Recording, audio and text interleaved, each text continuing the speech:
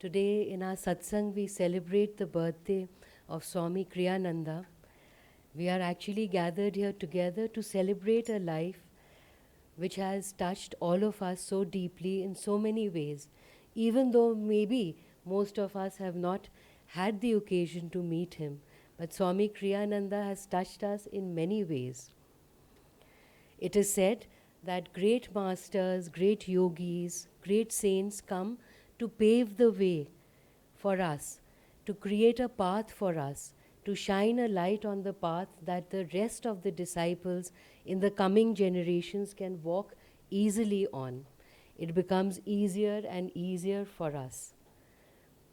But they have their challenges, and so did Swamiji. In worldly terms, we would say that he was a very, very successful person.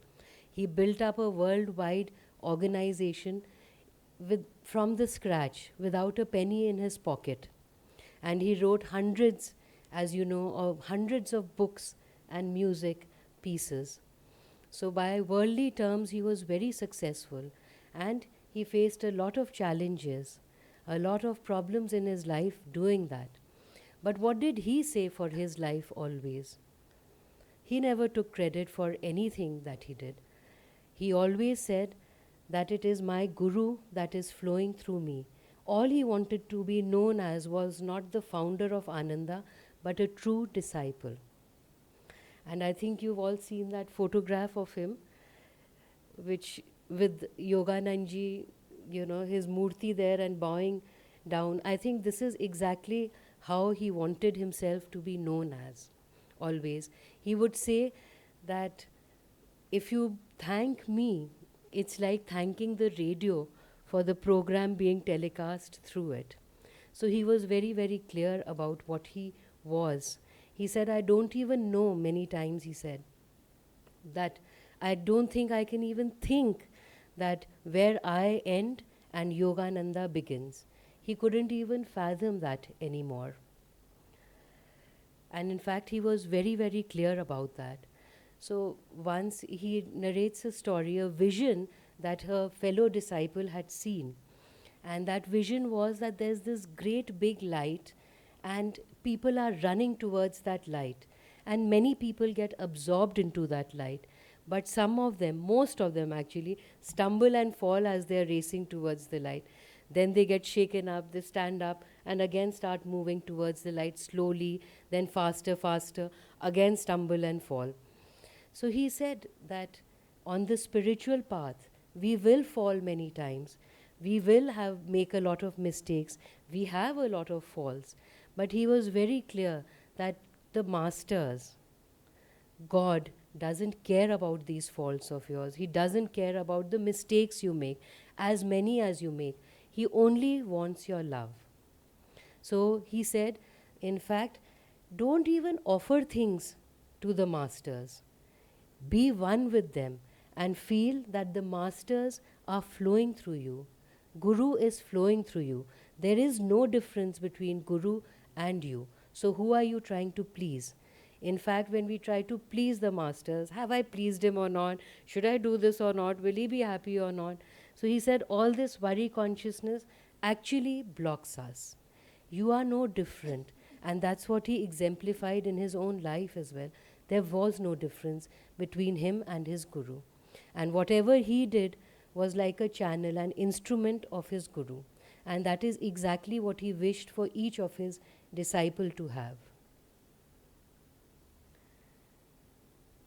Yogananji would always say that in this whole storm of Maya, he called this world the storm of Maya, there is a small area of calmness.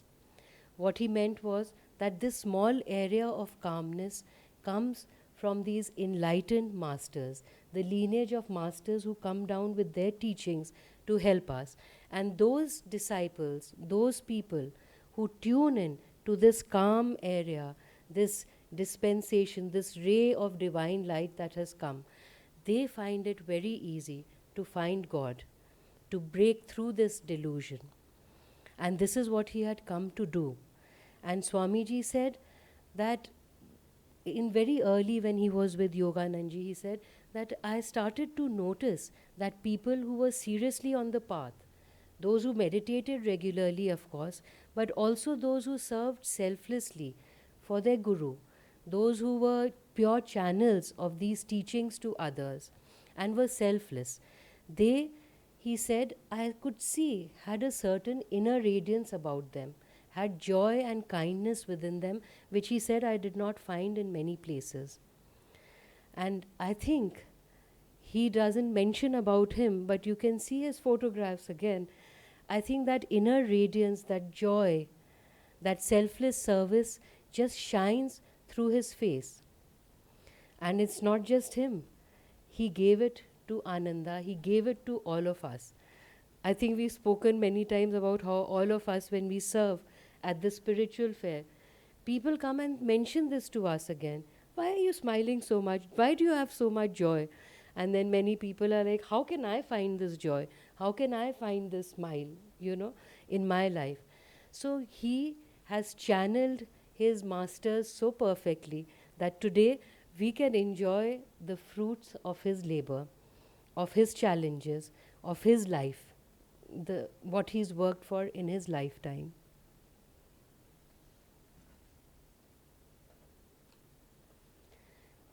Whenever we read about Swamiji, we see that there were so many challenges in his life in the form of lawsuits, people slandering him, even lying about him, maligning him. But what did he have to say about it? One would have naturally thought, but this went on for years, not for 6 months or, 1 year. It went on for years and years and in many different ways. And obviously, naturally, one would feel that a certain amount of resentment would come into him. But he was very clear, he was very open about it, that I have only love and friendship to give, I have no hatred. So that is all that I can transmit to others. They may be unfair to me, they may not change because of this, but it doesn't matter, because when I don't have hatred, how can I give it? And I can understand that what they do is according to their nature, what I do has to be according to my nature. So there is no way that I can be any different. And he was very clear also that whatever happens, they also are channeling God's will, and so am I. We are all doing God's will. And he completely, with his heart, accepted that. He said, I don't know what God's long range plans are, and I don't even think I can comprehend. But whatever they are, they will bring good eventually. This situation may not feel that good to me, but it is all God's wish, His will, and His plan. And he accepted that wholeheartedly. He was kindness personified. He was compassion personified. He wouldn't relate to people like we do in terms of our bodies and minds, how clever we are, how emotionally stable we are. He always saw within us our own highest potential, even if we didn't see it in ourselves. But he related to that. So there's this one long time devotee of Ananda who says, in the beginning he was very rebellious. And if anybody, against authority, if anybody said, first thing we would do was argue about it rather than accept it. I can see some smiles, it includes me also. So he was always fighting like that, arguing. And in a community, you can understand that's not very easy. So he was in Ananda, Italy, Assisi, and a new director was appointed there, he said, and he knew there was going to be trouble. And sure enough, there was a big fight, big scene, and this devotee thought, I'll probably have to leave. And then Swami Kriyananda arrives. Of course, people tell him about all of this that's happening, and he gets called by Swami Kriyananda. And he's like, okay, now I'm done for. I'll probably be asked to leave. And he was all defensive and ready to fight it out that, I'm right. And then he goes to Swami Kriyananda, and Swami Kriyananda tells him, sit down, gives him a cup of tea. And he said, don't change. You always think for yourself. We don't want yes men in Ananda. And he was so shocked, he thought he'll toe the line of Ananda. But that he didn't do. But he did add that, negativity has its own momentum. If you keep criticizing people, you may just be find yourself naturally out of Ananda, where I think you really want to be, your heart wants to be at Ananda. And this guy said, such a wave of love came to me that I couldn't move. He said, I was just trapped on the sofa till eventually Swami Kriyananda had to say, I think you can go now. And then he was like so dazed and amazed that he said, I just backed out. And he said, trust me, with authority, I have never done this in my life. So he's like, he just backed out. He was in such a daze with this much love. And again, some time later, he said, I hadn't changed much. It's very difficult to change. But then Swami Kriyananda looks at me and says, you're a jewel. And he tells the director, he is very sincere. So the devotee said, I realized the power of love over all this fight and argument better than I would ever have done through a book. I learned through that experience. I'll end with another story which was so inspiring as well. There was this lady who was divorced, was going through a very hard time, had small children, lost her job. Somebody suggested, come to Ananda. She came for a class by Swamiji and she sat right there at his feet. And she also saw a picture of Master, like we sometimes have on the floor, right? So she said, after a point, the class went, it was just a hum, a melodious hum, a good hum in my ears in the background. But I just formed this energy of love of the heart between me, Swami, and Yogananji, Master. So she said, such sweetness filled my heart, and I knew I have to come to Ananda. And she just sold off or rented her house and came to Ananda. Beginning years of Ananda, not very good housing. So she said it was a challenge to be there. The children were very angry, also being uprooted suddenly out of their lives. And all of that, no job, money, all of that, great struggle. So one day it's her birthday and it's New Year's Day also. So Swamiji is having an open day in the house and she goes for that. So she goes out into the forest and she's just crying. She's very miserable. It's her birthday. She's feeling very lonely. I wish there was somebody to hold my hand, Master. I know I'm being ungrateful. You brought me to Ananda, but I need somebody to hold my hand and I don't feel so alone. And she's thinking this miserably on her way, though she knows it's so beautiful outside, snow-covered forest. She goes to Swamiji's house. And as she reaches, Swamiji just looks at her, holds her hand, and pulls her next to him. He is basically standing on the doorway, greeting everybody coming to his party. So he just holds her like this and makes her stand beside him without, even looking at her, without even saying a word to her, keeps on holding her till all the guests arrive. And then everybody goes in. Then he looks at her. And she said it was as though he's like, you are never alone, is what he's saying to her. She said, when he held my hand, it was like I hold my children's hand that they don't wander away. That was the feeling I got. So, yeah. So, let's relate to Swamiji in our own ways, attune to him today, especially on his birthday. Joy to all of you. Today is Swamiji's birthday, a very, very special day. And they say that whenever an avatar comes, whenever a self-realized master comes, he comes not to show how great he is, what all he can do, but he comes to show us an example how great we can become, that we also have that potential to be like him. And Swamiji also, I think, came for that reason. He was born for that reason, to show us how to live as a disciple, how to be a perfect disciple. And we all are disciples. Not that we need a guru, like he had a guru. Not that we need a particular guru. But Yogananda ji says that God is the highest guru.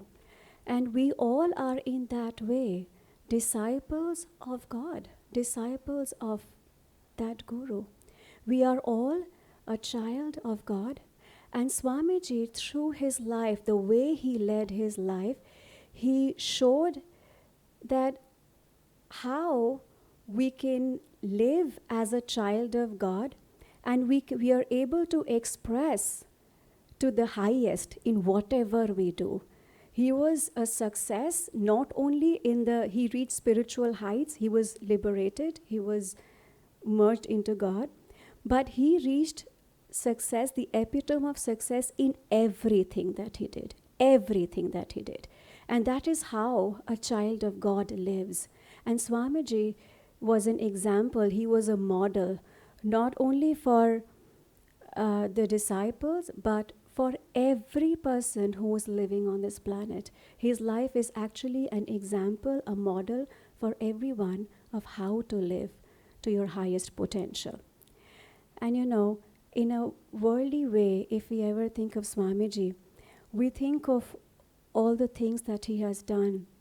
As Vasudha also said, he's written 150 books. Now, can you imagine? Now, if you are a doctor, you will write books on medical. But he has written books on every topic. He's written books on astrology, on relationship, on art, on making money, on leadership, on material success, on spirituality, of course, on God. He's written on huge number of topics. And 150 books in one lifetime, you think it is possible? He has written 400 pieces of original music.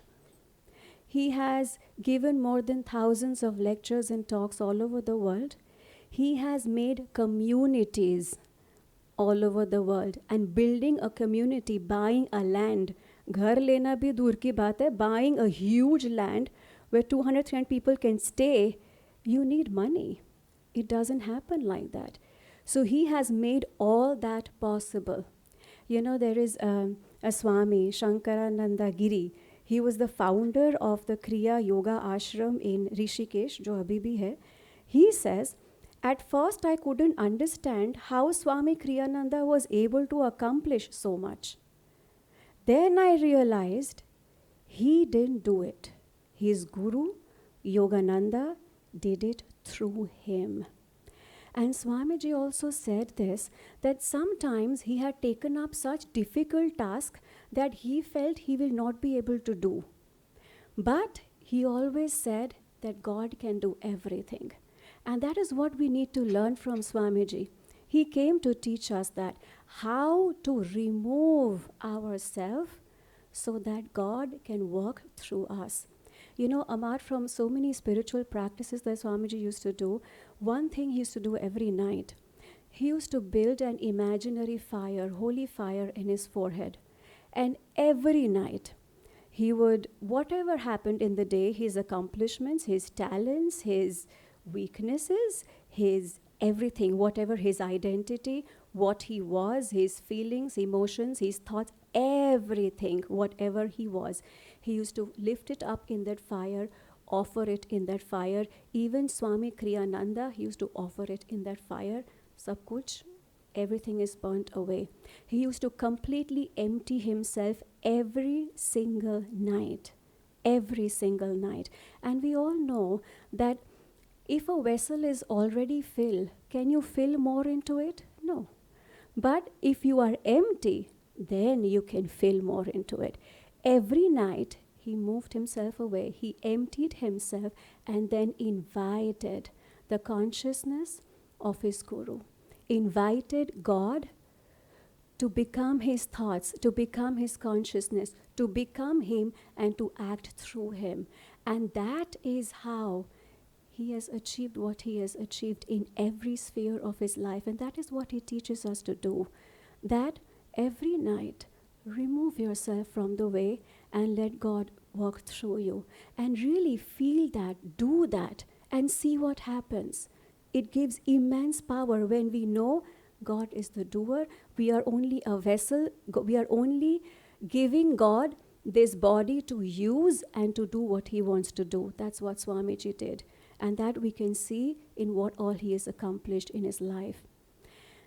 You know, Swamiji also said one thing. There was a there was a retreat, an acharya's retreat that he had taken a few devotees.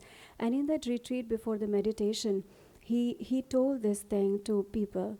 Feel that you are master. Master means his guru, Yogananda ji. Feel that you are master.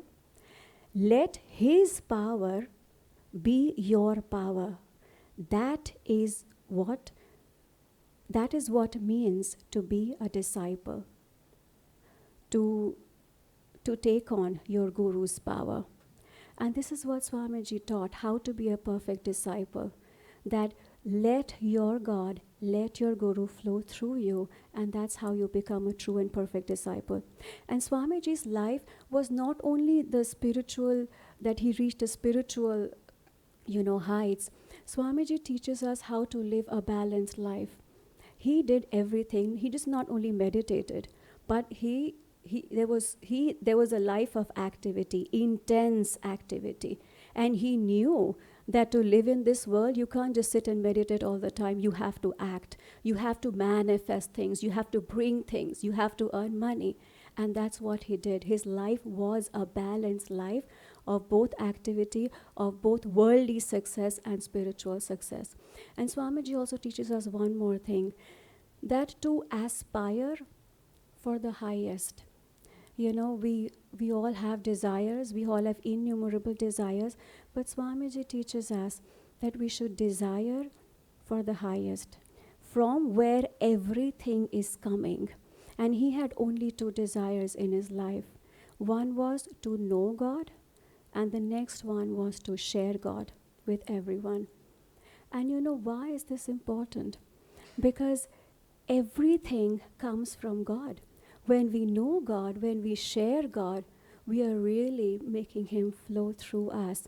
And and Swamiji's life was only about giving, only about giving. He was sharing God through his teachings, through his wisdom. He was sharing God's love through his music. He was sharing God's joy through his music, through all the things that he did, his books and everything. He was constantly giving, giving, giving, giving and giving. There was never a thought, what will I get in return? And that is the way to live as a child of God. We are the prince, we are the queens and princes of God, of that king, and we just give. And when we do that, God takes care of us, like how he did for Swamiji.